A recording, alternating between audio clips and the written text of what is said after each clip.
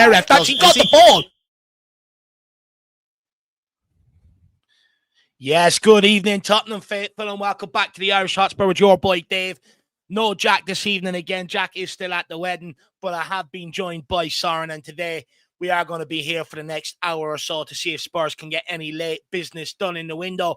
But as it stands, it's looking like one in today, one out. So we're going to give our thoughts on them. Now, Ademola Lookman was a name that has been floating about all day, but there's been no concrete reports since the announcement that we're going to get Kolo Muani over the line.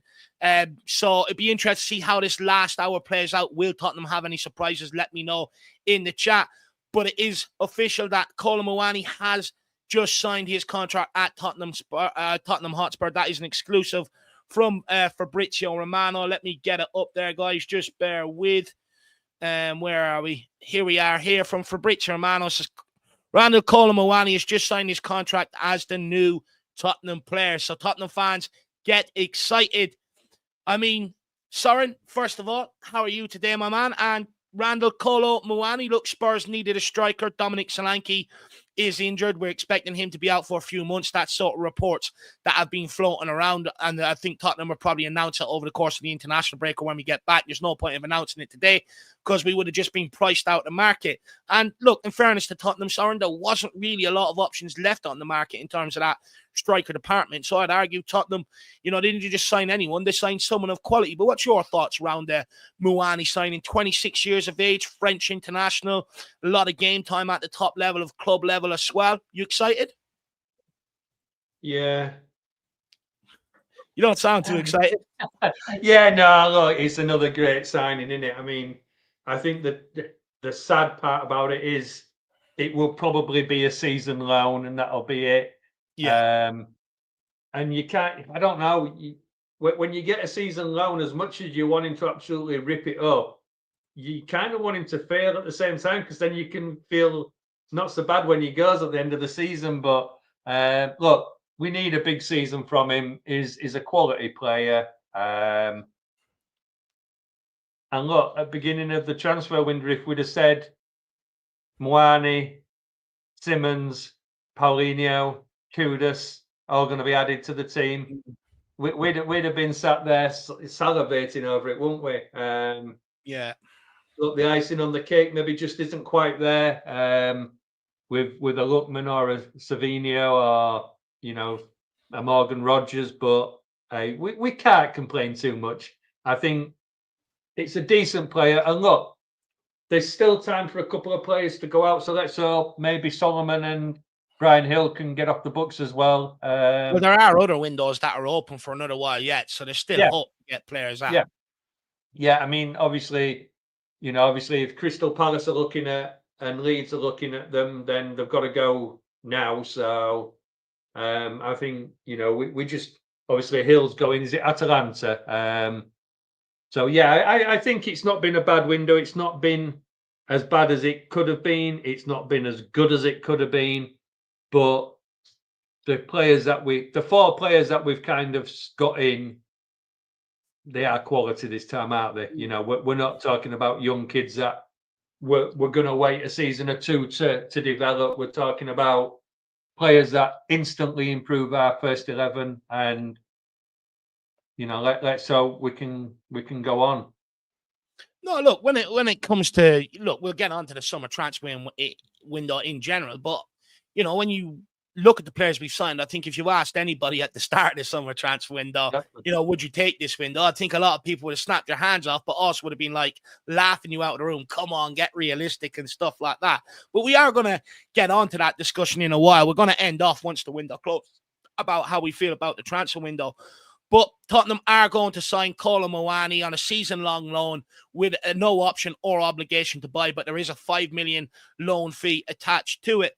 Look, for me, I think in terms of the loan move in general, for me, I think it's a smart piece of business by Tottenham Hotspur, and I think anyone that's watched Tottenham's, transfer dealings in markets in years gone by, which we all have, we're all lifelong fans, especially under Daniel Levy, sometimes we can protract negotiations and they can take a long time to get done, usually a couple of days to sort of, get ourselves in the ballpark and try and agree a fee. With it being deadline day, we didn't really have that time. And for me, I think getting him in here on loan, because let's not forget, Kolo Muani is a player that Tottenham have been long admirers of. They have been long interested in him since his Frankfurt days. And of course, then he ended up making that big money move to PSG. We were in for him last January. He turned us down and preferred to move to Serie A. And at the end of the day, look, it worked out for the guy. And it was an opportunistic move by Tottenham Hotspur to be able to go in for the guy in the first place. He was trying to sort out a move to Juve, but Juve can't offload players to make that deal happen. So we smelt an opportunity and we seized upon it. And we bought in a player that we've been interested in for quite some time. Now, it remains to be seen how committed is he. Is he just using us for the year with a World Cup year coming up so that he can get football, or does he want to be here long term? That remains to be seen. However, we badly needed a player in the door. And, bringing in someone like Kolo Muani, it's, on the loan, it puts us in pole position if he does turn out to do well for Tottenham, and we do want to sign him on a permanent basis to try and get that deal done with PSG. So it puts us in pole position now in future, as long as there's a willingness from Kolo Muani. But also, it frees up a bit of money for this last hour of the transfer window to see if we can try and get business done. We're not hamstrung. We haven't spent all of our money, which I think is a huge plus as well. But Soren, is there a concern for you that if he does excel, that we don't have that option or that obligation to buy? That would concern some. Yeah, I think that's the only downside. Look, getting him on loan's perfect. I fully get that. But even if it's a figure that that we're not going to pay at the end of it, just to have had that option, right? Doesn't even need to be an obligation, but just an option to buy. I just think it's one of those. On that one, though, Soren, I do hear you, but we know how long it takes Tottenham to negotiate these deals, and you're talking big enough money here. So I do think, just in favour of all parties getting the deal done, get the player in, and then we can maybe go and negotiate with PSG in the future. Yeah, there is that, there's nothing to say that, if we've got him in and things are going well by Christmas, that we couldn't turn around in January and say, if he's happy to stay, that to actually sign something then. But also, likewise, Soren, if it doesn't work out, we haven't spent big money and we haven't then backlogged that forward line. If it doesn't work out, we can say bon voyage, off you go, and then we can get the next guy in the summer. You look at the loan fee, 5 million. What was Nicholas Jackson to buy in? 15 million. So you can't exactly say it's not a great deal. And look, 5 million. If he bangs in 20 goals this season, it's well been worth 20 million, hasn't it? It's one of those. But the only fear is, how long is he going to stay fit at Tottenham? You look at Solanke. Was he never injured before he came to Tottenham, and now he's on his third injury? And look, we can't blame Ange anymore, can we? So the injuries just keep going, and you look at it and you just think, is it going to happen again this season? Are we going to be absolutely threadbare because of injuries? What I will say, though, Soren, at least the club, because at the end of the day, right, we couldn't go into this next fixture schedule with only relying on Richarlison up front. Look, I think everyone's sort of the opinion now, Matisse Tel has a long way to go to even fill any sort of void up front. So they couldn't run the risk of Richarlison going into this patch. At the end of the day, he's not good enough to carry the workload. But also, Soren, you look at his history of injuries since he's arrived at Tottenham Hotspur, you're taking a huge gamble if you did. So Tottenham had to go and get another striker in the door. And look, I would argue it was between him and Vlahovic. Would you have rathered Vlahovic? I think if we'd have gone for Vlahovic, I think we'd have probably gone with the loan with an obligation to buy, or certainly a strong option. It wouldn't have bothered me either way. I'd have been happy with either name. Vlahovic hasn't probably lit it up this last 6 months or whatever, but they're both two very big names, and I'm happy. Look, we've got a quality player in. It's as simple as that. I would say Muani is probably a little bit faster. More mobile. Vlahovic is probably a little bit stronger. I mean, they've both got very different styles of playing. So I think it would have been nice to have got either, and we've got Muani. And look, we've been after Muani, like you say. It's not somebody that we've just plucked out of thin air. No. So it's somebody we've looked at. It's somebody we've been after. So yeah, I mean, let's not even consider Vlahovic anymore. He's not a Tottenham player now. Muani is, so it's just a case of getting behind Muani. But I do. it's yeah, I mean, it's an exciting time. It's a good striker to have on your team. Well, it's one that if we would have brought him in last summer, everyone would have lost their mind about. Everyone would have been happy with. And look, I do want to progress this conversation further, but I do want to get into the comments first. But what we're going to talk about, Drew, is what form do you judge him off? Do you judge I him am off? not Drew. I am not Drew. Oh, sorry. Sorry, my bad. Do you know what it is? I keep getting mixed up, but sorry. One of you need to dye your hair, in all fairness, I think everyone's starting to get mixed up now. But what I do want to end up talking about, though, is what form do you judge him off coming into Tottenham? Do you judge him off the Frankfurt and the Juve form, or do you judge him off his time at PSG? With him playing for Frankfurt and Juve and PSG, do we expect him to hit the ground running, or will he need an adjustment period? And also, where we sort of see him playing under Thomas Frank? Do we see him playing off the left? Do we see him playing down the middle? And, what would be a successful loan spell, in terms of goals, assists, or impact that people would want to then make it a permanent signing? And then, of course, we will get into people's thoughts on the summer transfer window. But first, I do want to get into the comments here from you guys listening at home. We've got Stevie Fraser. If we could just get a left winger, it's a complete frontline regen. I'm excited about Muani for first team players already, though. Not bad. Or 4 first team players already, though. Not bad. Look, left wing is something that I would like to look at. Look, if we get the likes of Kulusevski back a bit quicker than maybe what we're expecting, maybe he could fill in out there and stuff like that. But then you also have the question, then what do you do with Udebur? What do you do with the likes of Tell then? Because that's also reducing their minutes. But if we could get if we could get a left winger in, that means we have completely changed that forward line, which was what was badly needed this summer, Stevie Fraser. Trinidad says one more in after Randall, and I'll truly believe the board have changed. Let's go. Last minute, Levy. Come on, you Spurs. We also have Davey Hall in the house. Big up, everyone. Left winger would be nice. Big up, Rayman. Good to see you. Hopefully, you're keeping well. Eugene, great to see you as well. I'd like to know your thoughts on the Kolo Muani signing, my man. Alpesh says, finally got one of 2 of the targets I wanted for a few weeks now. I'm waiting on Lookman now as Randall is here at Spurs. And we've got, to be honest with you, Alpesh, look, Randal Kolo Muani sort of came as a surprise to me because he turned us down before. So it sort of came as a welcome surprise to me today, I would say. Brooklyn Evans says, Lookman to Bayern is up. So let's hope Spurs make a bid quick and get him in. That is a very interesting update. Keep me updated on that, guys. That would be absolutely unbelievable if we could get a left winger in here as well. Look, I'm not Lookman's biggest fan, but I would rather watch him than Brennan Johnson off the left-hand side. Ugly Fish says, big up IrishHotspur and everybody. Big up, Ugly Fish. Good to see you. Shem Tom says, hey, Dave and Mr. Soren. Guess Jack really enjoyed his flash mob dance moves. Lookman deal to Bayern is falling through, so let's go and get him. We will touch on that. Me and Soren will come back to that. Just want to keep welcoming people in here. We've got Danny Heatley in the house. Says, hopefully Kolo Muani does well and we can convince him to sign permanently. Well, I presume that's the guy. Look, that's the hope, isn't it? By bringing him in, that we can, he can come in and make an immediate impact, and B, then we're in a pole position to get the deal done with PSG and we can sort of get wrapped up before the summer even starts. Mark New says, big up Dave, sorry Muani, here we go. Fast, easy loan.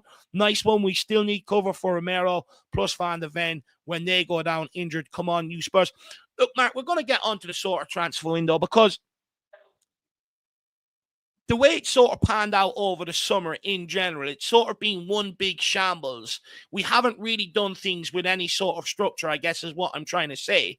However, upon reflection, when you look at the signings that we've actually brought in, the remit this summer was to sign players to walk straight into 11. And arguably, Tottenham Hotspur have done that. Now, have we done anywhere near enough? I would argue no. We still have holes that we'd like to fill. Another centre-back, another full-back, maybe an extra midfielder as well.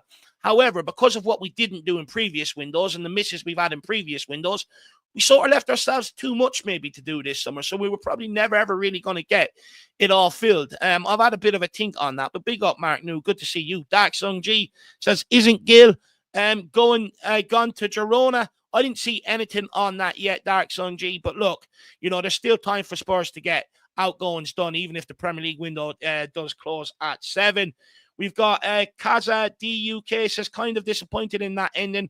Feels like we came up short yet again. And look, there is going to be a lot of fans out there that feel like we've been left short yet again. And I completely understand it.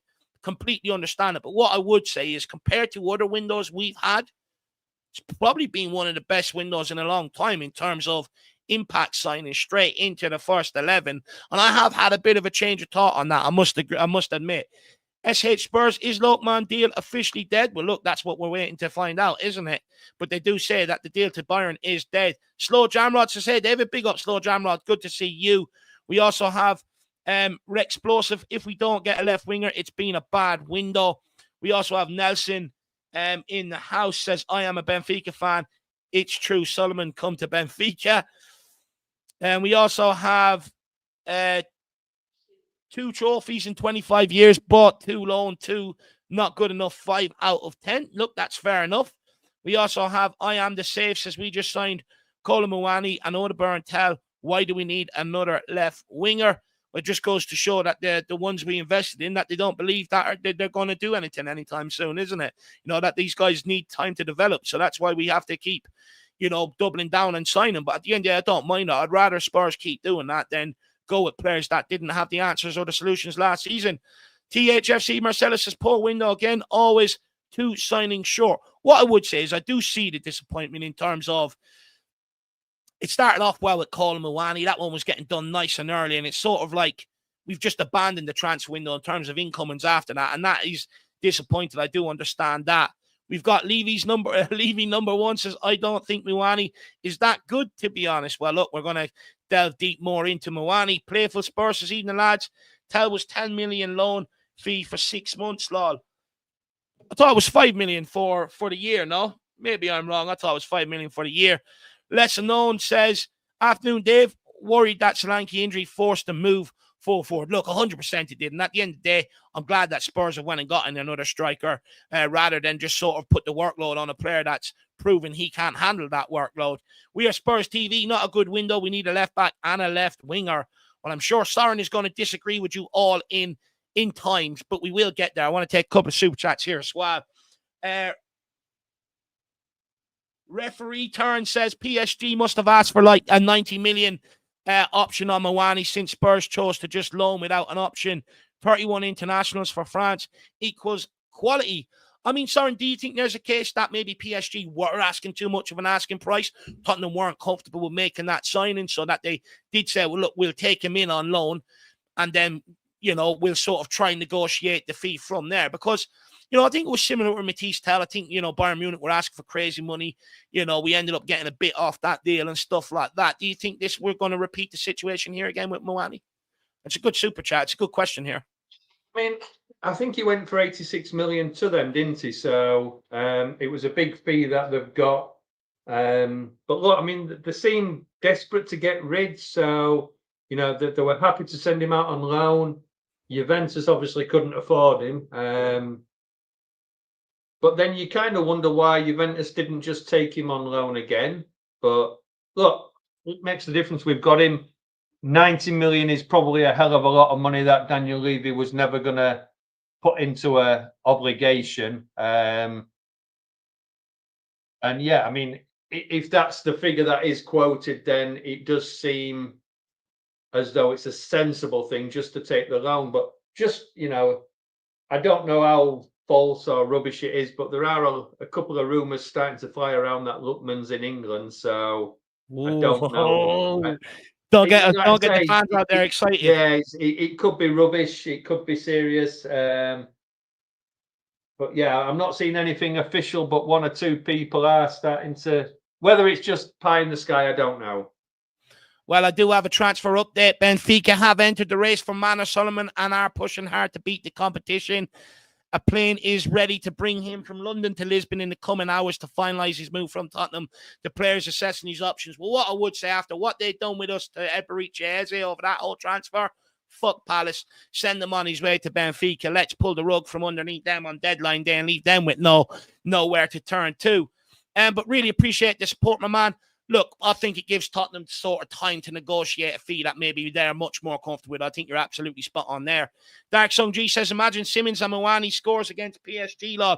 Come on, you Spurs. I mean, well, look, there would be motivation there to turn on a performance, isn't there? And sort of let PSG know that they've made a massive mistake. That's what I will say, Dark Song G. You know, if I was Thomas Frank, I would probably use that against PSG, call these two in, give them a special talking to. Be like, look, guys, go out and prove them wrong.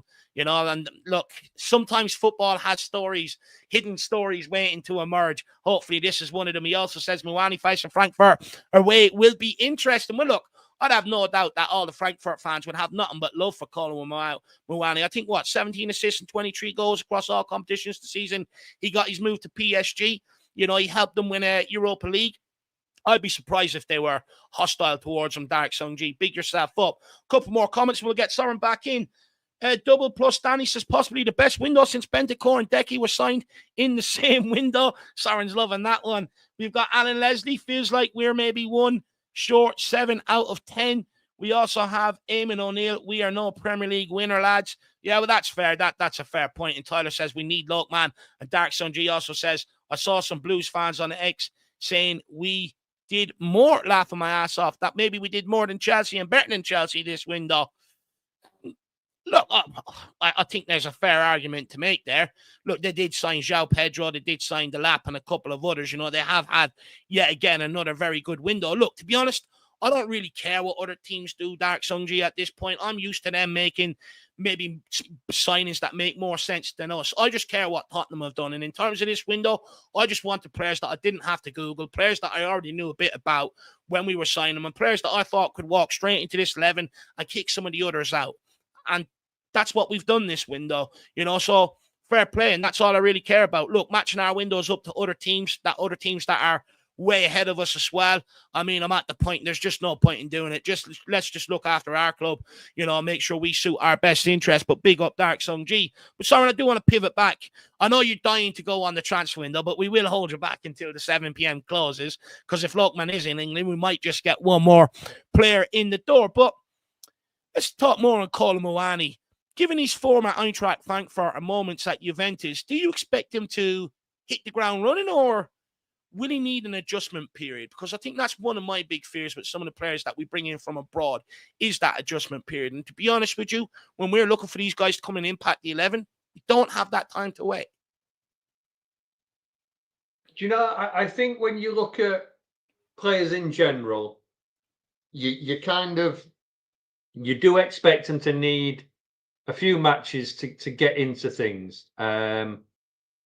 But when you're talking of quality, I mean, we were saying the other day about Simmons, you know, when you're talking of quality like Xavi Simmons, Muani, you're not talking of people that don't understand the game. And I think with Muani, it's probably more a case of, if he plays the striker role for us, it's more a case of our players getting used to his runs than anything else. But look, let's not forget, you've got Muani, French international, yeah? You've got Tel, French international. You've got Audebert, French international. Under 21 internationals. Yeah, but you know, that as in that, you know, that they're all the same country, that they understand. They will have some kind of repertoire between them. It's not like he's coming into a team where he doesn't know anybody, or he doesn't speak the same language, or he doesn't understand their game. You know, he's coming from a top team. PSG, whether you talk about PSG, whether you're talking about Juventus or previous clubs, they're all top teams. The guy should be able to come in and more or less hit the ground running. And I don't think he'll take very long to hit the ground running. And the thing is now, we've got a couple of weeks off. I know it's international, so they could be away on international and that. But, you know, he will have some time to come in and get used to the team, get used to what Frank wants. And like I say, we're not talking about somebody who doesn't understand the game. He's coming into his peak. He's had that stage of life where he shouldn't need too long to settle in. Yeah, I agree. Look, he's 26 years of age. He's played in Yeah. a World Cup final for France. You know, he's played in some of the top leagues across Europe. He's got plenty of Champions League experience behind him. This is a player that we should put expectations on straight away, and hopefully he can deliver. And look, he is a complete different option to a Solanke Richarlison. He's a lot more mobile. You know, he's not always looking for the ball into feet. He can make them runs in behind, which gives us a different avenue. I'm sure someone like Romero, Pedro Porro, with their passing ability, will really appreciate the option of someone going in behind, because even when Johnson plays on the left, you look at Spence, when he gets that ball, he's running. Johnson is often coming back towards him rather than actually making runs in behind. So I think some of them defenders in midfield especially will appreciate Kolo Muani's maybe mobility, but also he's a player that if you do get the ball into his feet, it's not if he can hold it up. He will hold it up. He'll get direct. He'll turn and he'll run at players. The only question mark I sort of have is his finishing better than Richarlison and Solanke's? Is it a level above? That remains to be seen. I still have that sort of question. But in general, you know, I do think it is a massive upgrade on a Richarlison, on a Solanke. And you would hope, you know, to Soren's point, that he can be the guy that can maybe tie this front line together. He can be the key to tie Simmons, Kudus, you know, and maybe a Teller and Udebur off the left-hand side, sort of bring it all together and make us a much more dynamic, fluid front three and a front three with a lot more potency, because that's one area that needed to be improved massively this season, you know. And I think many people thought I was going mad last year when I was continuously banging on the drum. It's like, look, don't worry about the back line. I think, you know, with the right manager and the right setup, that back line will be fine. It's more the forward line that I'm really worried about. And I think many people, you know, sort of started ringing the alarm bells after the Bournemouth game. It's like, whoa, we've got a good setup here, but that forward line is absolutely atrocious. And, you know, let's not get fooled by a Brennan Johnson or a Richarlison. They can't do it consistently enough. Whereas you're hoping the likes of Muani, Kudus, and Xavi Simmons can provide that consistency. That's what we've been lacking. So I do expect, you know, this guy to come in and hit the ground running. He's 26 years of age. I would argue, I think he's got the right attributes to sort of hit the ground running in the Premier League. He's got the pace, he's got the power, he's got the strength, he's good on the ball. So, you know, he's got all the attributes to hit the ground running at Tottenham. But I guess, how do we judge Kolo Muani? Soren, do we judge him off his time at Frankfurt, where he posted great numbers, and Juve with half a season loan spell, he posted good numbers? Or do you judge him at his time at PSG? Because depending on what way you want to look at it, if you want to look at his time at PSG, you could say a huge gamble, not the answer to our problems. But if you look at the form at Frankfurt and Juve, you can go, do you know what? Level above is the answer to our problems. Well, I think if we're gonna, so I guess what I'm asking you is, what's a better reflection of the player we're getting? I think you've got to look at it overall. I mean, Frankfurt is probably nearer to our game than any of the other leagues. Juventus, you know, you're in a league there that are well known for the defensive systems. So if you can score goals in Italy, in theory, you should be able to score goals anywhere. PSG, it's harder to rate him as a PSG player because they're the best team in the league by far. You know, so to me, you've got to look at it. Sorry, Soren, just have to cut you off there. Breaking update on Ademola Lookman. Tottenham are set to walk away from a potential deal to sign Ademola Lookman. Atlanta are willing to sell the forward for 43 million, but will not agree to Spurs' demand to sign the player on an initial loan with the option to buy. The club have prioritised signing a forward in Kolo Muani instead. So I think the big question is where's the cash sort of gone? Where, you know, has it dried up? Which is a concern, because if we had the money there for Eze and we've only really paid 5 million for this loan fee, I mean, you know, it's worrying that you sort of question where that money's gone. But that's the update. It looks like the Ademola Lookman one is off the cards, and it looks like Tottenham's transfer window in terms of incoming is done. There's about 20 minutes left. So sorry to bring you the bad news, guys, but it looks like it's done. But sorry, Soren, back to Kolo Muani. Yeah, I think, like I was saying, you've got to look at everything, because if we looked at Kudos at West Ham last season, he wasn't great, was he? But the season before, he was brilliant. So, you kind of look at it and think, you've got to look at a player and understand. You can see whether he's talented. If he has a poor season, you can still see whether he's talented or not. And to me, he is a player that is certainly one that will improve our first 11. So if he's going to improve our first 11, then it doesn't matter whether the last 6 months have been crap and the previous 6 months were brilliant, or the previous 6 months were brilliant crap and the last 6 months have been, he's come to a new league. He's come to a new team. He's come to a new management structure. And there must be something in there for the fact that we've wanted him 2 or 3 times already. So, it's, to me, it's a brilliant signing. He will hit the ground running. And I think once we get Kudos, Simmons and Muani on the pitch together, I think it'll be an exciting thing. And, somebody said back there about, we're not going to win the league. We've just no, we're not going to win the league, and I don't think there was ever any thought we were going to win the league this season. Like we said the other night, I think the main thing this season is to make sure we come within a European spot and we have some good runs in the cups. And Muani will certainly help in the Champions League. Xavi is going to light things up, and Paulinho and Kudus will do the same.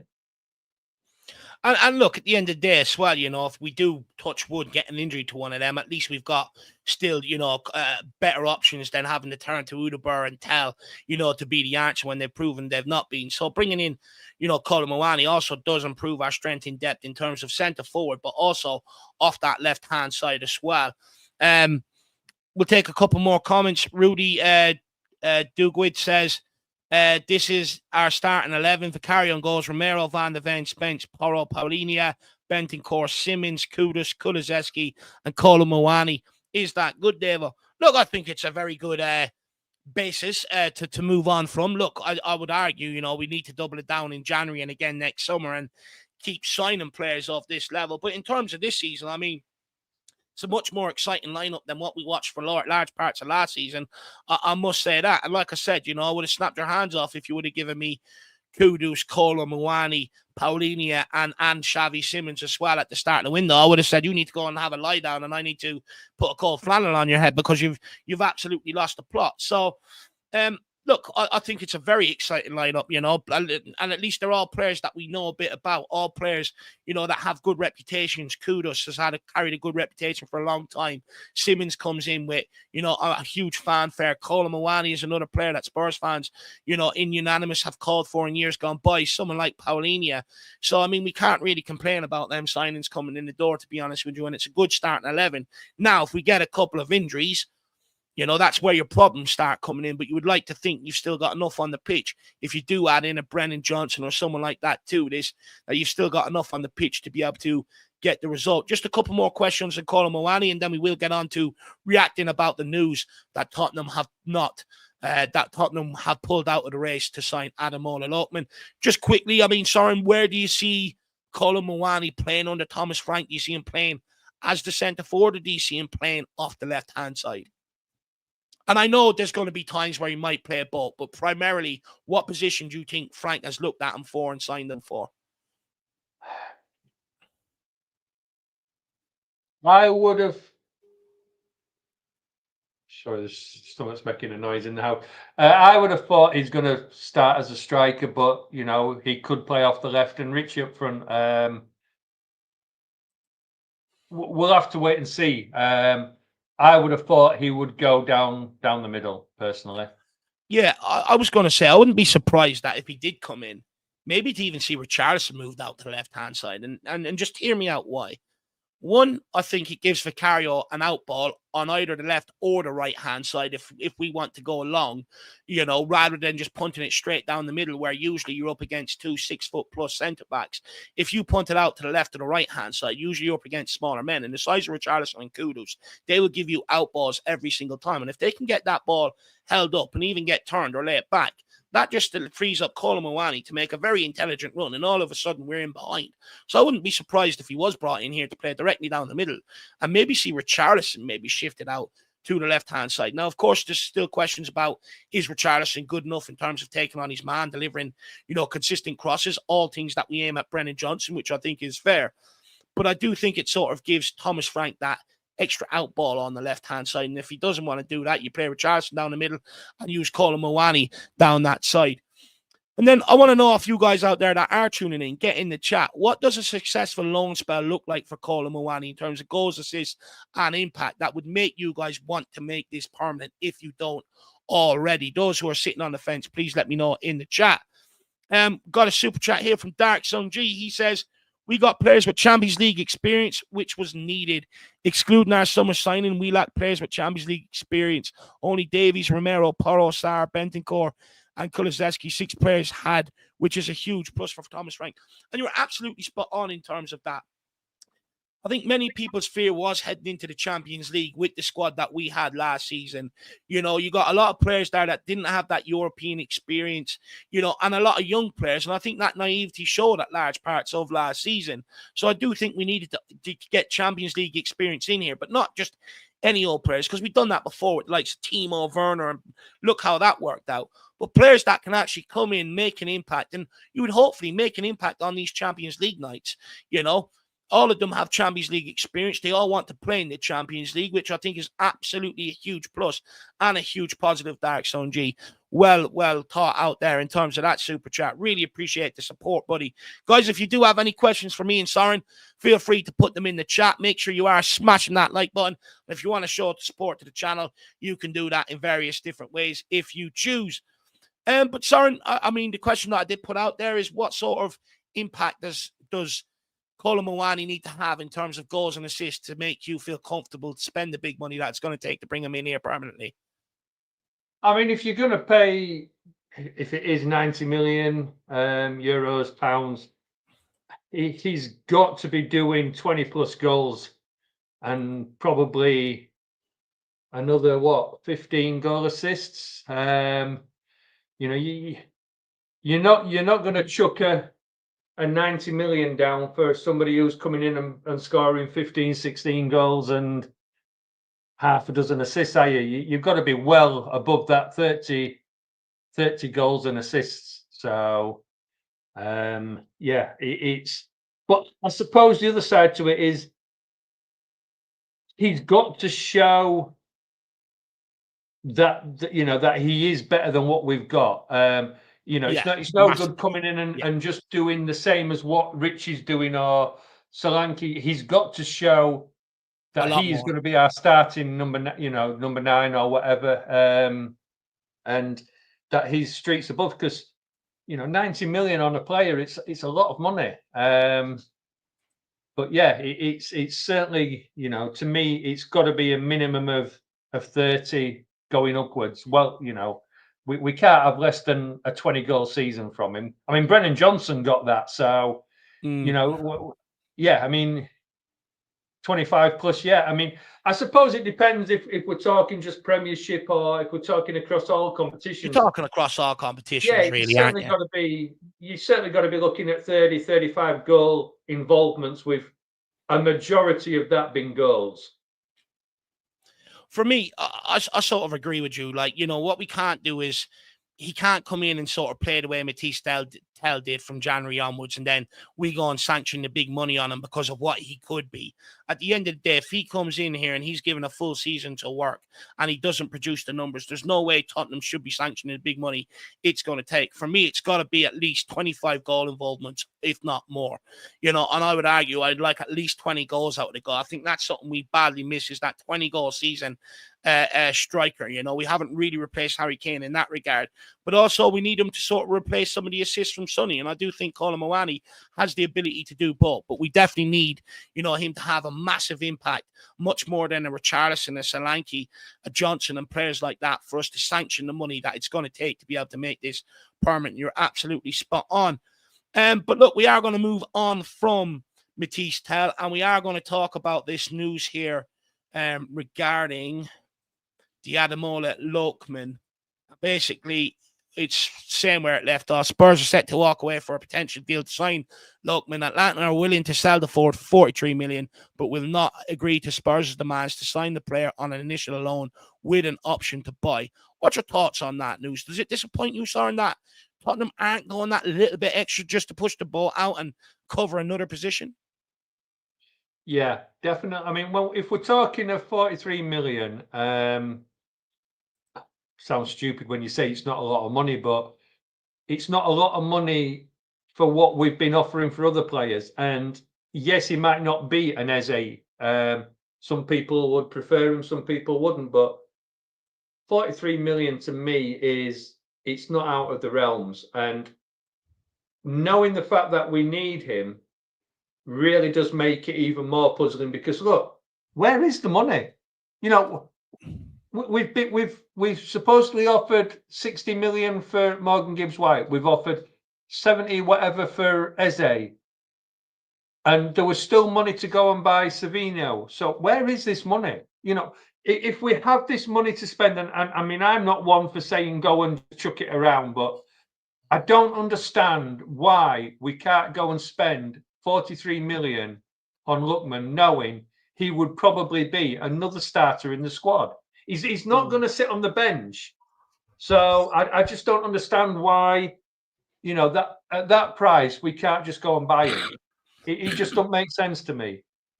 No, look, it's extremely frustrating, especially because, imagine the praise that would have came out today if they delivered Muani and a Lookman. I think it would have gone a long way to appeasing a lot of fans, if not the majority of the fan base, to be honest with you. And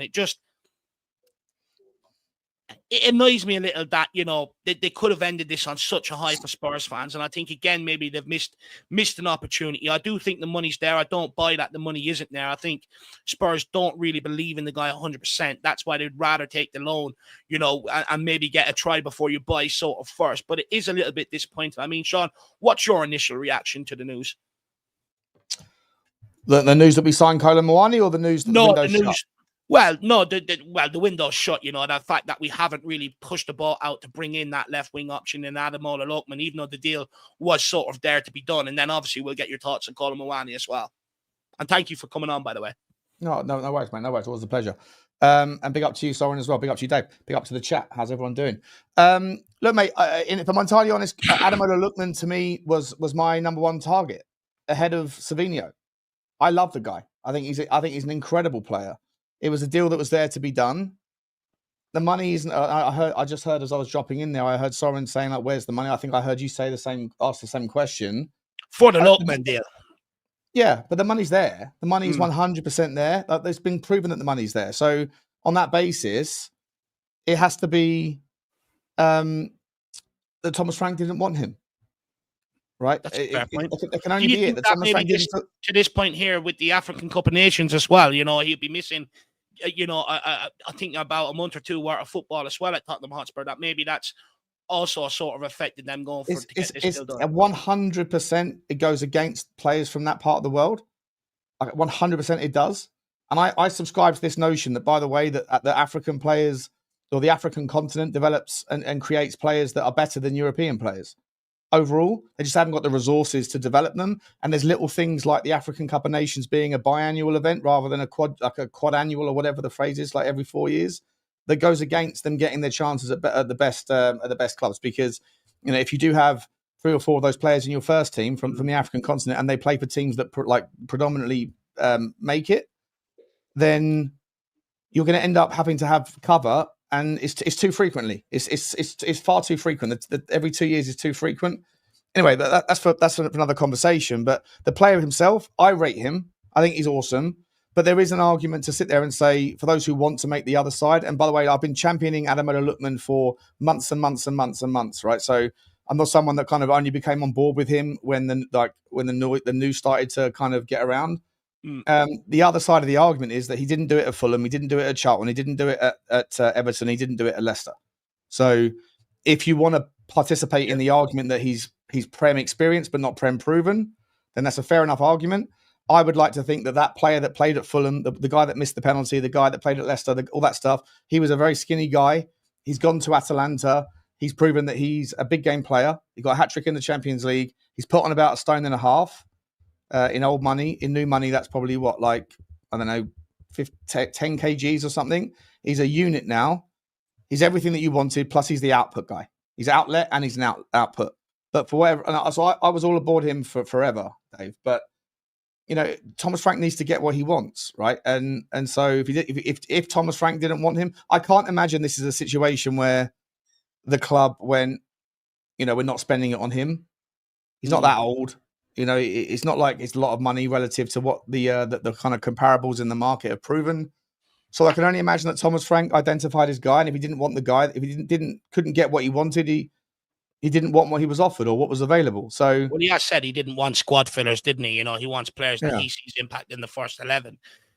But look, I think you know, both could be true. I think definitely the AFCON situation definitely sort of maybe put Tottenham off, because at the end of the day, that period is exactly why you're bringing in players like him, you know, to be able to get us through that period. And if he's not going to be available for it, well, then, you know, you sort of defeated the purpose to a large degree. When it comes to Thomas Frank wanting him, look, I'm not going to sit here and say he would have massively wanted, you know, that he did want him or he didn't want him. I'm only guessing here. But I would hazard a guess, you know, I don't think he fancies Matisse Tell. I don't think he really fancies Udeburn. With Johnson, I think, yeah, he sees him as a good squad player, but he's not going to be consistent. And I look at it and maybe he did want someone like Lookman. And when I look at it, and the reason why I say that is you look at the sort of attack he had at Brentford in Tony, Wissa and Buemo. You know, he had very sort of fast, dynamic players that could get on the ball and sort of slice teams open within a heartbeat.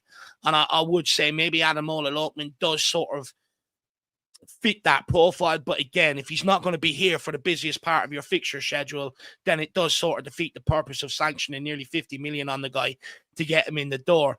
But look, guys, we're not going to stay around too much longer, probably about another 15, 20 or so minutes. But I want to find out off the guys here their thoughts in general on the transfer window, because I know it's been one long, frustrating summer. It's took us a while to sort of get our business done, and I think logistically, you know, we haven't really had our ducks in the row. It's been sort of a long, dragged out, sort of drawn process. There's been a couple of misses.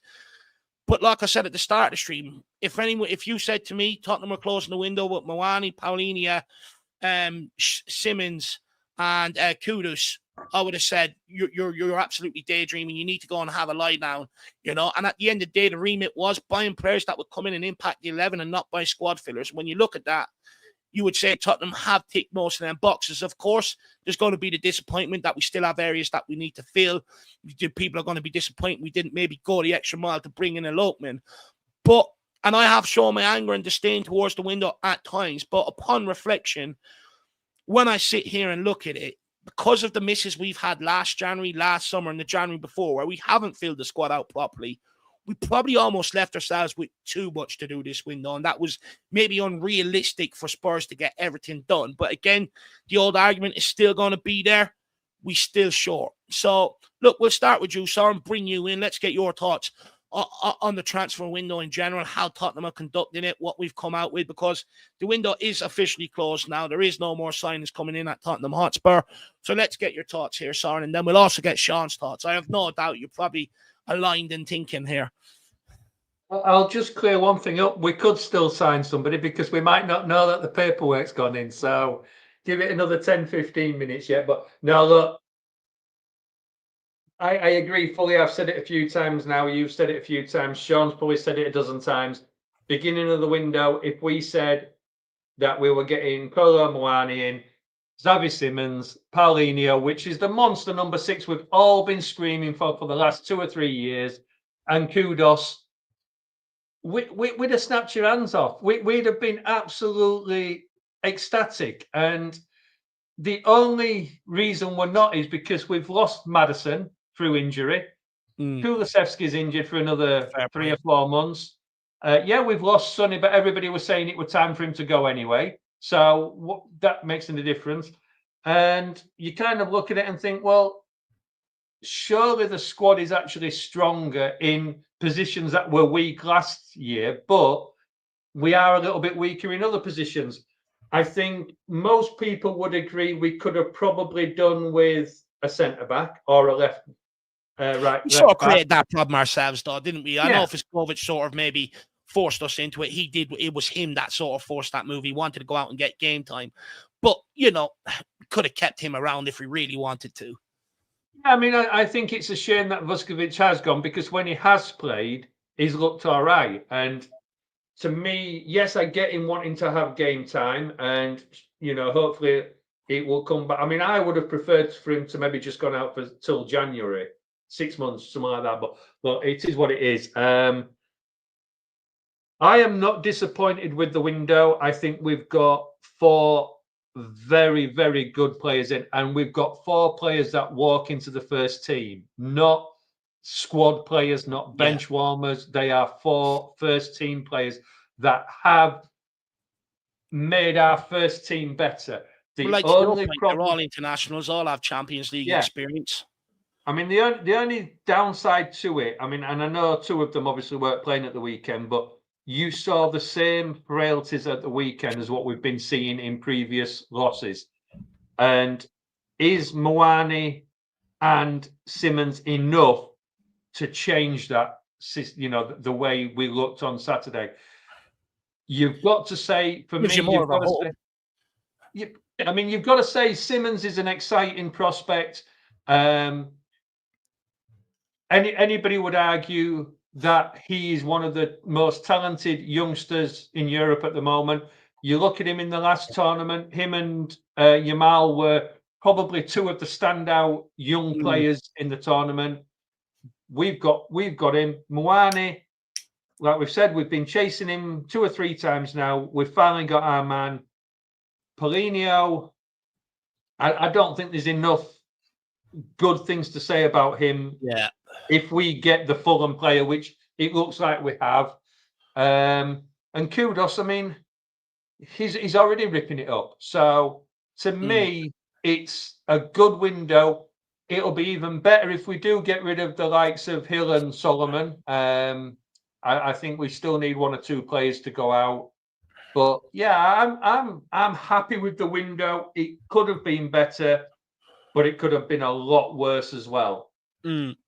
No, I think that's a fair sort of summary of the window. You know, look, to be honest with you, once we hired Thomas Frank, I was expecting us to have to Google half the players we were going to sign this summer. So, you know, I did, and look, to be fair, we missed out on Gibbs White, we missed out on Eze, but we didn't just panic and go and sign a nobody or a gamble. You know, we went and pivoted and got in, you know, Xavi Simmons. You know, we went and got in Kolo Muani. You know, so I mean, they're not bad pivots to make. And I guess, you know, we'll get on to Sean now and sort of ask him, does he think the board deserves a lot of credit, you know, coming out of this window from the fan base? Because I know there's been a lot of disgruntlement this summer, a couple of protests organized and stuff like that. But I want to throw in a few comments to the mix, Sean, just before we get your thoughts. Fantasy Matt Shane says, if we can repeat this business we did in this January window, or in this window in January, then we will have a team ready to compete on all 4 fronts. We also have George Hill. If you told me at the beginning of the window we'd have Paulinho, Kudos, Simmons, Muani by the end of it, I'll be over the moon, hoping for another, but 8 out of 10 window for me. Come on, you Spurs. RST says, no, I won't be playing clubs tonight, my man. I honestly, I'm sick of looking at screens the past few days. Too much screens in my face at the minute. We've also got Trinabad says, reactionary transfer strategy on a piecemeal basis due to a manager's inconsistency versus what Liverpool can do now after they kicked in with consistency after UEFA Champions League win. We still only catching up, but it's better. We've got Ugly Fish as good window for me. I'm happy. Tyler says 6 out of 10 only because how long it took for these deals to happen and also not getting that left wing or defensive player. Rayman says Tell and Takai are bizarre signings. Key signings made too late. Great that we got experience quality in Paulinho, Kudos, Xavi, Muani. Loans out, totally different, totally baffling. Oh, no, sorry. out, totally baffling when we have a lack of squad depth. And then we have 2 trophies, 25 years. That's not the point. This window has been a shambles. Again, no planning. And then Dark Sun G also says, I'm happy that now the Don is back and Lange is demoted. Well, that's maybe a conversation we have to have because, Lange did help conduct this window, I suppose. And then he also says, I think we saved the money for the Don to use in January. Maybe, look, I would argue, I do think Paratici probably would spend that money better. And if this is the ballpark of the players we're in the region for now, I think Paratici could maybe elevate that up another level as well. So I'm very interested to see what he can do coming back in here in January. But Shawnee, on to you, my man. I mean, look, I've read out some of the comments that are put in there, sort of, even though some people are angry, they're still saying, well, look, it's a better window than what I expected. So do you think the board come out with massive credit off the back of this window, or should? You know what? It's weird, mate, because, I'm accused of always defending the board against what I consider to be irrational outrage. I've had conversations with people today that consider the window to be a 7 out of 10, but they also say that the window has been a demonstration from the board of negligence and incompetence. And it's a very weird window to analyze in the grand scheme of things. Like, I think you have to what are you rating the window against? Are you rating the window against your expectations? Are you rating the window against the relativity of the people you're competing with? Are you rating the window versus some idea of opportunism versus a plan? If depending on what your basis of comparison is, there's 1,000 different ways that you can interpret it. Like, do I think that 4 first-team starters is an improvement? 100%. Do I think that we're 1 injury away in about 3 or 4 different positions from being in a hell of a lot of trouble? 100%. Do I think that Kolo Muani, as much as I think he's a great player on his day, I said it on a stream earlier, I think that Kolo Muani is a player that only plays well when he's motivated. And what is the key trigger of motivation? It's being happy where you are and having something to prove and enjoying the environment you're in. And the fact that Tottenham, as far as I can tell thus far, there's no option or obligation. That's a very weird loan. It's a very weird term for a loan deal, right? The selling club wanted to sell. They wanted the obligation, but we didn't want to do it. Why wouldn't Tottenham put an option in there? Even if you don't trigger it, at least you get the option if the guy outperforms to get it at a certain price point. The fact that there was no option, is that coming from Tottenham's side or is that coming from the player's side? Because he wanted to be at Juve the entire summer. You understand what I'm saying, right? So if he's coming here under duress because he had no other option, then you're going to see I think you might see the version of him that is the poor version of him. And he is a hot and cold player. When he's hot, he's unbelievable. He's unplayable. When he's cold, he does have motivation though with a World Cup year, and you're hoping that sort of works out in our favor, right? True. But that again, that's hoping for things that that you're not in control of. So look, if you asked me at the start of the summer, Sean, we're going to sign Kolo Muani, we're going to sign Kudus, Simmons, and Polina, I'd say unbelievable window. But the fact of the matter is that we're also in the same period of time where we had options to buy players. We've got no striker, no backup striker. We've sold Sonny. There's a few players that I would have been okay selling earlier on, which might have allowed us to do a bit more business later on, like Solomon, like Bissouma. Those players were expected to go, and the fact that they haven't, not that I think we're short of cash, but I think that the fact that those players are still around is somewhat problematic. And I still think that, we're an injury away from Polina to going back to bare bones with our midfield, and we're 1 injury away from a Romero or Danso from never being able to play a back 3 ever. And against Bournemouth on Saturday, we should have had a back 3 system in play because we were absolutely dominated by Semenyo, who is incredible at his job. And the fact that they played him on the left against Porro, the argument could have been you should have played Spence on the right and Udogie on the left, but they could have then just switched it up anyway, right? And because he can play on both sides, so we could have had a back 3. We should have had a back 3. The fact we didn't is because we don't have a backup to play a back 3, and then one of them gets injured. So for me, I'm torn between, have we signed 4 players that are like potential game changers, and for me, the best of all of them was Simmons. I think he's so good, but I've got to be honest, mate. I'm torn. I'm torn because, and I think we all probably should be, because I think I've seen people that are saying it's a 7 out of 10, but they're criticizing the board, and I'm seeing people that are saying it's a 3 out of 10, but are giving credit where it's due. I'm not going to sit here and play politics in the for the sake of trying to get trying to do like a gotcha or whatever. I think that we've improved massively in where we needed to improve, but not everywhere. But I think we're still very weak in areas where we also needed to improve. And I think we wasted a hell of a lot of time this summer chasing after, loose ends that were running down blind alleys. And I think that the board should have been more, I don't know, just more alert to the concept of people sort of not getting vengeance, but people, I don't know, taking umbrage to the fact that Daniel Levy's made his bed with his negotiation style, and this summer he's laid in it. And I think so. I'd probably give the window a 6.5 out of 10 because I'm happy with the players we've got, but I'm also terrified that we can, if on the international break there's one injury to Romero, Van de Ven, or whatever else, then we're in a lot of trouble. So it all depends. Injuries always dictate, but you can't predict them. I also think that Sora made a good point about the fact that in January we can go again, and maybe Paratici's the guy to have that budget, because we definitely have budget, 100%, and we didn't utilize it. So I'm hopeful that we can make amends in January, but January is even more of a difficult window than the summer. So by about 10x. So I don't know how to feel about it, mate. Right now I'm kind of torn between thinking about the positives, of which there are lots, but if you think about the negatives and you focus on them, there's also lots of them as well. Look, I think it's sort of. I think there's a bit of both in it. I think you can sit there and say, look, in terms of signings, no one was expecting this caliber of signings, and I think that's a huge positive.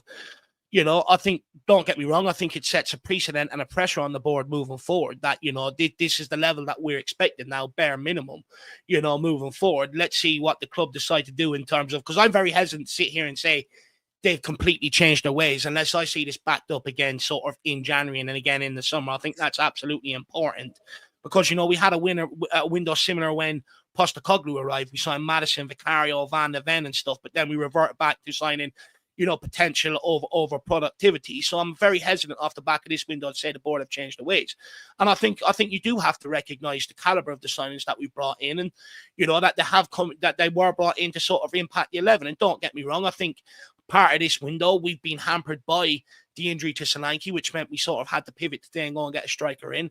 We've been hampered by, Madison picking up his injury and Kulu being out longer than expected. So there is an element where we've sort of been chasing our tail, trying to cover the injured players that have gone out, which has maybe hampered some of the other business we could have done. However, you do come out of this window, to Sean's point and Soren's point, we're only a couple of injuries away from being back to exactly where we were last season. And that is a huge concern to many and a huge scare to many, because although a lot of the youngsters we have try hard and put a lot of heart in, they're not good enough to put points on the board. And that's a huge problem. And at the end of the day, just don't have the experience or the nous, at this level either to be able to manage games when there's a lot of them in the starting 11 at once.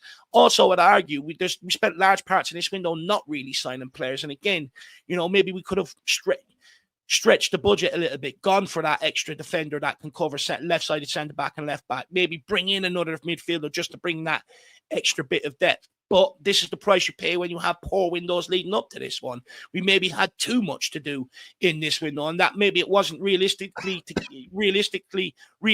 get it all done at once. However, look, for me personally, I know everyone last season was banging on about the back line, but me consistently, I was banging on about the forward line, saying it is nowhere near good enough, and for them to go out and address the forward line the way they have, that's a huge plus for me. That is a huge positive. I couldn't sit here and watch that front line try and piece together moves and try and score goals again this season. It was actually just turning me off football. It was putrid to watch. So I have to say, I do come out of this window happy in terms of, the fact that we have hopefully reinvigorated that forward line and brought in the right players to make it exciting again. Because at the end of the day, I speak for maybe myself and maybe people of my generation, but we didn't get into supporting Tottenham Hotspur because we're in the trophy shout every season. We got into supporting Tottenham Hotspur because we were good to watch, exciting to watch. We had some good fair players, and I think we're starting to get back to that with the likes of your Xavi Simons, your Kudus, your Kolo Muanis and players like that. So I think, look, in terms of what I was expecting, I think it's a lot better window, but again, you just leave yourself short. You just leave yourself a little bit light. And at the end of the day, I'm more than experienced to know what we don't do is what usually comes back to bite us. And I think ultimately in a couple of months, people will look back on this window and go, we didn't do anywhere near enough. We can say if we don't get injuries, I know a lot of people blamed all the injuries last season on Ange Postecoglou, But as you can see under Thomas Frank, we're already picking up injuries, you know, and I would suspect there's more to come when the games start coming in thick and fast now as well. So it's a huge concern, but at the end of the day, do you know, I'm going to give this window a 5 out of 10. I think there's some very good bits to pull out. Like if I was judging it on incomes alone, I would probably push it to a 7 out of 10. But if I was judging it on outgoings, the bits and pieces that maybe we missed, the embarrassment that we suffer with Morgan Gibbs-White and Eberiche Eze, then that does lower it. But look, all in all, I mean, because I've been so starved of quality, I'm going to take what they've given me this window. And I know it's more of a defeatist attitude, but the incomings are a lot better than what I thought. Dark Sung G says, Dave, on Andrew's first summer window, wasn't the Don in charge? And then from January with Timo alone and Radu signing with Lang in charge. And now the Don is back. Yeah, 100%. Look, Don was in charge for a lot of them signings. And I think, who was it? Gabbanini was under his directive, you know, for a lot of it as well. Gabbanini takes actually credit for the Van de Ven signing. You go and listen to an interview he done. He speaks about that. Other people weren't maybe 100% on him, but was him that carried out, pushing the narrative and saying to Tottenham that they had to go and get him. Look, Johan Lang, I think he let Ange down last January. The Timo Werner signing, the Radu Dragu signing. I don't think players that were good enough. Then you go into the summer, we signed Timo Werner again, signed a lot of youngsters, and again, not a good enough window. And then last January, I mean, again, we needed experience. You know, we couldn't get it over the line. We ended up bringing in, you know, Kinski, who, you know, cost us games. You brought in Matisse Tell, who didn't go and win us games, and that was the sort of impact we were trying to make in that signings. So, you know, I think Lang has a lot to answer for. And again, I think what we didn't do in them windows is why a lot of Spurs fans are sort of unsatisfied coming out of this window to some degree, because if we would have done other better pieces of business in them previous windows, you wouldn't have so much to sort of fix this window, Dark Sung G. But big yourself up. Really appreciate the support. But I mean, Soren, Sean, we'll give you a couple of last words and then we'll end it off for the evening, because I know you guys are probably busy, well requested to be here, there, and everywhere this evening. So, Soren, any final thoughts before we end off? You're on mute, lad. It's because the dogs have been barking. I think we have signed a superstar in Xavi Simons. I think he's going to be phenomenal this year. I think Muani, a little bit different to Sean. I think he has got something to play for. I think he's got to prove himself for the France team. I think he'll come in. Hopefully he'll do well. I see Simons playing on the left a lot more than the 10. And I think we'll stick with that sort of triangle in the middle of Papsar, Bentancur, and Paulinho. And I just think we've done a very good window. I think, you know, the fact that we got Thomas Frank in, we've got Romero to sign a contract extension. Yeah. I think the fact that we've got Paulinho as our monster number 6, I think we've got an absolute superstar in Xavi Simons. I think Muani is going to be good, and I think Kudus is already ripping it up in the Premiership, and he'll just get better and better. And I think it's been a good window. I think the only thing lacking is a couple of players, which there's still time to go out. And look, at some point this year, we are going to get Kulu back. We will get Solanke back. I am a believer in Tell. I think he will come good at some point. I think Bergvall is going to get better. I think Archie Gray is going to learn a lot of Paulinho. And I don't know. I just think the future, it might not be a league winning team this season, but I just think it's going to get stronger and stronger and stronger. And I just think the future's bright. I just think maybe we look back at it and it's a window where we set the foundations for what's to come. You know, maybe in a couple of years we do look back at that and as overall a massive positive. Yeah, I mean, look, we've said over the last couple of transfer windows that we've been signing these kids and they're not ready yet. And I get that. I get that argument. But they are going to be ready soon. This team is going to be a phenomenal team, and it's a young team. You know, when you look at it, you've got Xavi, 22 years old. You've got Archie Gray, 19. You've got Bergvall, 18. You've got Udogi. You've got Van der Ven. I mean, you can keep going. Kudos, Paulinho. Paulinho, I suppose, is the other end. But, you know, it's a young team that is probably going to be together for the next 4 or 5 years, and they will get better. And, you know, if we can sign another decent player or two in January, I mean, to me, it's probably a 1 or a 2 positions, and we can keep our players fit. That's the big thing now. We've got to keep the players fit. If we get the injuries that we had last season, we're done. But if we can get them to stay fit, if we can get Thomas Frank to get this team gelling, we know we're going to have days like we had on Saturday. We know that's going to happen. But this team could do very well this season, and it will hopefully get stronger. And it's get behind the team and come on, you Spurs. Well, look, now the transfer window's done. Now you've only got one option, and that is to get behind the team and show them your support, and let's see what they can do. And to be honest with you, I'm grateful the transfer window's done. Sean, you know how much I hate the transfer window. I've always said that to you. I absolutely detest it. But look, final thoughts on the window, Shawnee, and I have put Sean's link in here. I don't want to sound like a dick. I feel like a bit condescending by doing that because I only have a couple of hundred watching. You're used to having thousands watching. But there is always one person out there that might not know who you are. And look, we do have like 900 people watching across all platforms. So I know there is someone out there that doesn't know who you are. So get across the show, Shawnee, the love. But Shawnee, final thoughts on the window, my man. First of all, I always appreciate the support, mate, and thank you for inviting me on. In terms of the window, listen, I think I'm a little bit like today has kind of caught me a little bit weird because I'm usually someone so glass half full about kind of any particular take, but I feel a little bit. I don't know whether it's like because of what happened on Saturday, mate. I was about to ask, is that because of the Bournemouth game? Because I think if we would have, I think it might be a little bit. Yeah, I think we were so bad, and I think we were so tactically outdone. It was a real reality check. It was a real reality check, lad. Massive reality check, and I'm so surprised that like Thomas Frank, who I think we all agree is a smart tactician, but to me it was just like I remember saying it to everyone around me like 3 minutes in, like this isn't going to go well. This is before we conceded the goal. Then you concede the goal in the way that I thought it was going to happen, and then. Obviously, you can't change after 5 minutes. You can't make a sub after that. It was ridiculous, and you hope that you're going to build into the game, but we didn't. But nothing really changed. There was no tactical adaptations. It was just, let's just hope we get better with the same system, and it didn't really. Nothing really happened. I never felt like we were going to. Sorry, mate. Even the personnel off the bench didn't change. I know Bergvall tried, but the rest of the subs he made, the rest of them were piss poor. Yeah, and I feel like the midfield is still one short massively. I think that the back line is one injury away, and I feel like the front line, look. Even if you get the best out of Muani, he's better than what we have. He's better than Richarlison. He's better than Solanke, and he's better than anything on the left wing. But you can only pick him to play in one spot, and so if there's an injury there, so like I say, I'm a little bit damp squibbish. I'm a little bit frustrated, which is unusual for me. I think a little bit of that is because of the way we were so easily and so easily tactically outperformed by Iriola.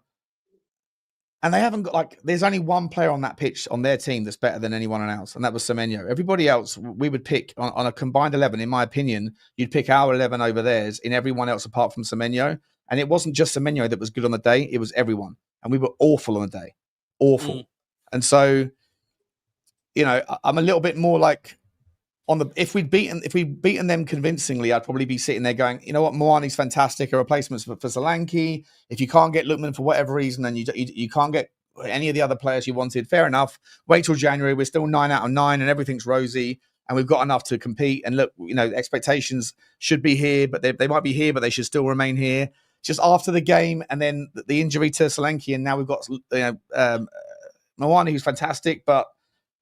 I don't know. It's just a part of me that's got this weird feeling in my stomach that there's bad news to come on the horizon with regards to an injury or something, and then we're going to be talking about this window probably differently. Or those that choose to reflect on this window as being a good one or a very good one, because there's a lot of people out there that are thinking of it that way. Those people will have to, with the benefit of hindsight, will probably reflect on that differently in a few weeks' time. I hope that we can get lucky for once, because we haven't been lucky with injuries for a long time. If we can get through to October, November without too many injuries, and then maybe go again in January. But right now, I've just got this weird feeling that we've left ourselves not just short, but quite a long way short. Go on. On the opposite side to that, though, Sean, where you say those that think it's a very good window could come down. Those that feel it's a bad window, if we don't get any more injuries, Simmons hits the ground running, Muani hits the ground Of running, course, yeah. we could go the opposite way and Sure, think, do you know sure, what? sure, sure. Yeah, you know, I think- we've done really well. And then come Christmas and Kulu comes back and Solanke's maybe back and things like this, that it suddenly looks a hell of a lot better than what it does with thinking how bad it could get. I think Yeah, but maybe that's the situation, right? When you leave it up to the gods, right? When you leave injuries up to the Oh gods, yeah, no, I then know. Yeah. that's like it's not usually gonna shine on you very well, is it? I But think I mean, you could argue, sorry, Dave, you could argue the fact of we said last year was an absolute blip with injuries. We've already had 3 or 4 this year, so surely we've already had our fair share, in theory, what you would expect for the season. So if we get them out of the way now, we might not get too many more. I mean, I know it's all ifs and buts. That's the problem. we've got a massive fixture schedule coming up. We will get more injuries. I don't want to piss on your parade, but you know it is going to happen. Yeah. I think maybe to merge what the two of you are saying, I think maybe short term you look at it and go left a little bit short, but maybe long term you look at it and go, this is where the foundations were sort of put in place for better things to come. But look, I think Sean's right, and I to be honest with you, I love how reactionary football fans are because, you know, before the game, everything was looking rosy. Xavi Simmons in the door. The window's a 10 out of 10. It's been a brilliant window.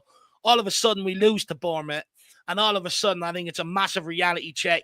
And now people are sitting there going, yeah, but, you know, what if a Bournemouth happens again? Do we have all the right answers to sort of make that not happen again? And I think that's maybe woke a lot of people up. But in terms of, look, I think, you know, a Xavi Simmons and a Muani go a long way to maybe not altering the way the Bournemouth game went, but maybe changing the result. Maybe we sneak a draw. Is that Richarlison, anytime the ball came to him, it just bounced off him like he's a concrete wall, or he fell to the ground like a fucking sack of shit, you know, trying to pick up free kicks. Back to type, right?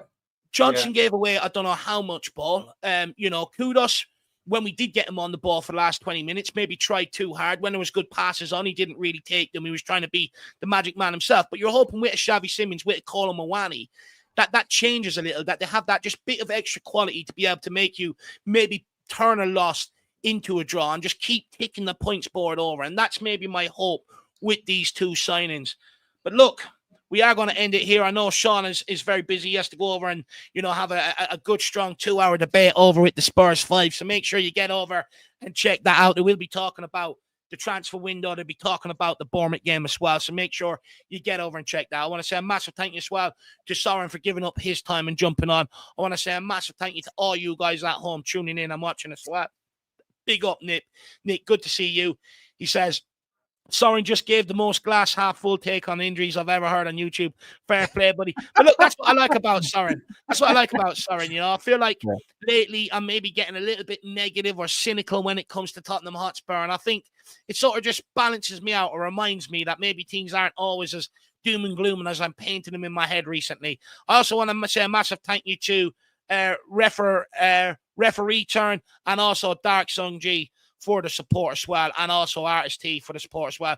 Artist, I won't be playing street at clubs tonight. Like I said, I'm absolutely sick of screens now at this point. I'm going off to have dinner in the dark and just, you know, be at one with myself and my thoughts, my man. So big up on that. But guys, we'll see you all back here tomorrow at 6 p.m. As always, come on, you Spurs. Oh, thank you.